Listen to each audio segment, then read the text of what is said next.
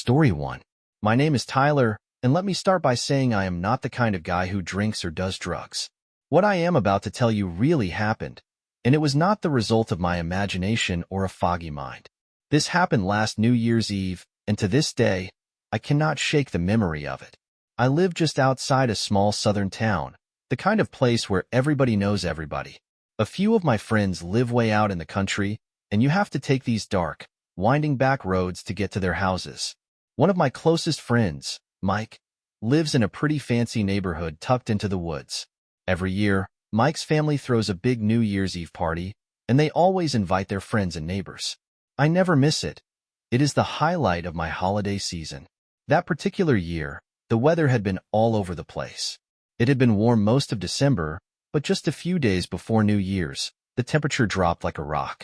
I remember the drive to Mike's house was cold and bumpy, thanks to those poorly maintained country roads. Normally, I avoid driving with my high beams because I hate blinding other drivers, but that night, the road was pitch black, and I had no choice.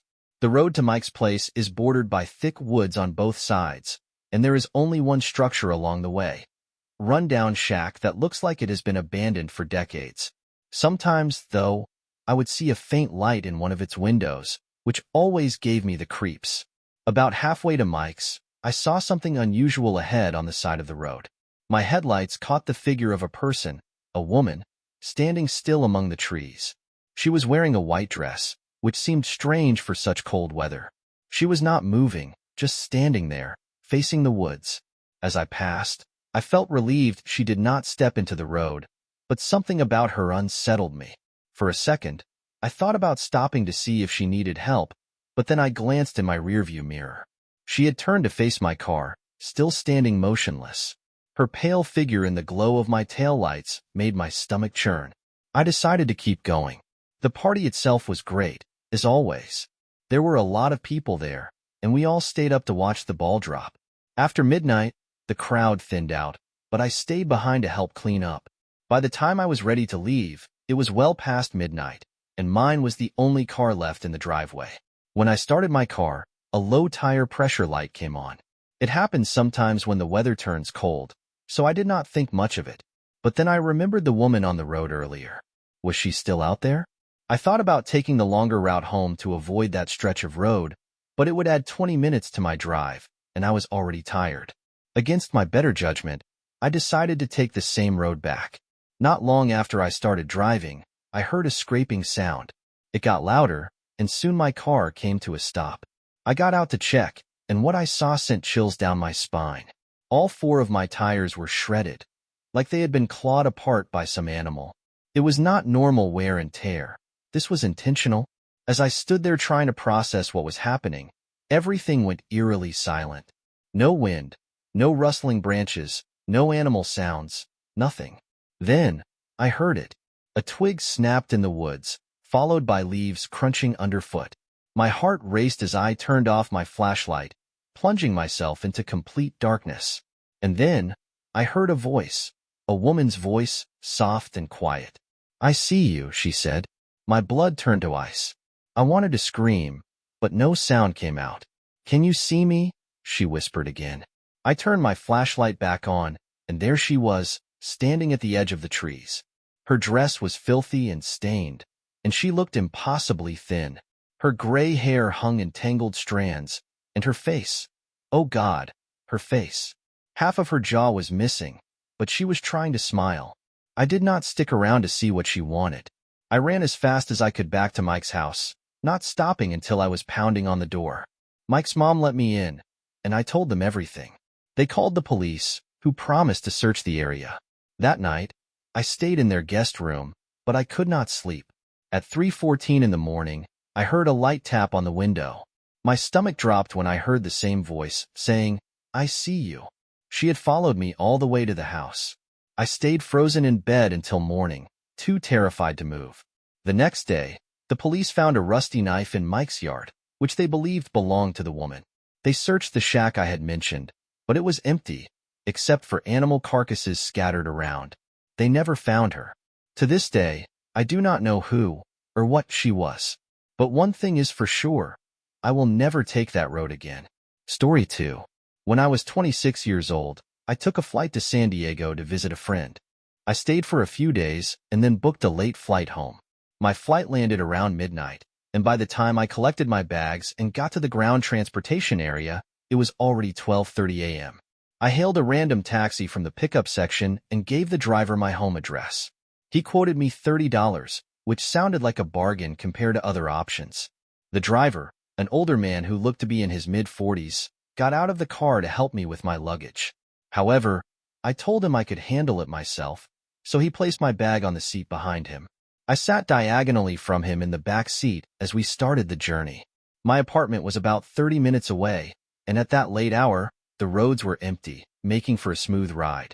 As we cruised down the highway, I noticed the driver glancing at me through the rearview mirror.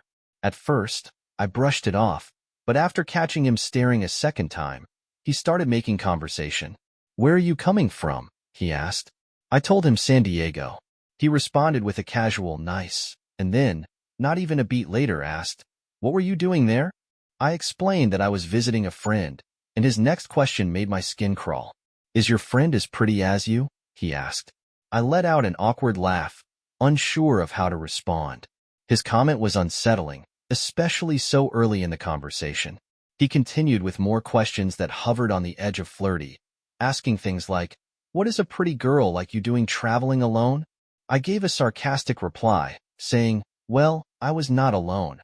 I was visiting my friend." He chuckled and tried to justify his comment, saying, "Flying solo still counts as traveling alone." I did not laugh, instead responding curtly, "We can agree to disagree." The conversation shifted after that, but I remained on edge. As we neared my neighborhood, I noticed we were approaching the overpass just before my exit. To my alarm, the driver did not slow down. "That was my exit," I said, my voice rising slightly. He muttered an apology, saying he would take the next one, but something about the situation felt off. When the next exit came up, I made sure to clearly say, "You need to take this one." He finally merged off the highway, but not before giving me a strange look in the mirror, one that felt almost irritated. A minute later, he asked if I had a boyfriend. This time, I immediately said, "Yes, he lives with me." The driver seemed to notice how quickly I responded, and his next question left me chilled. "What is his name?" he asked. At that point, I had enough. I put in my earbuds, even though they were nearly dead, and pretended to listen to music to signal I did not want to talk anymore. As we stopped at a red light, I caught him staring at me again through the mirror. My unease grew, and I discreetly texted my family and friends, sharing my location just in case. When the light turned green, he hesitated for a moment before continuing to drive. Finally, I saw a parked police car in a nearby lot. Without thinking, I grabbed my bag, opened the van door, and bolted toward the officer. The driver yelled after me, but he did not chase me. Instead, he drove off, which felt like a red flag in itself. I explained everything to the officer, who offered to give me a ride home. I gladly accepted, thankful to feel safe again. When I got home, I locked the door and went straight to bed, but sleep did not come easily.